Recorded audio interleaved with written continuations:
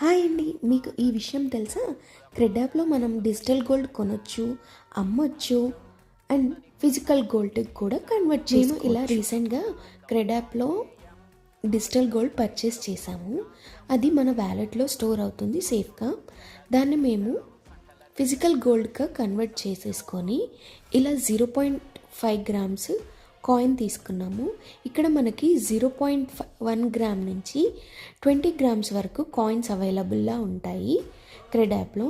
మేము 0.5 గ్రామ్స్ తీసుకున్నాము. ఇది సేఫ్ గోల్డ్ వల్ల 24 క్యారెట్ గోల్డ్ మాకు వచ్చింది. దీన్ని మేము క్రెడ్ యాప్లో పర్చేస్ చేసాము. ఇది pure 24 carat gold from safe gold నుంచి మాకు వచ్చింది.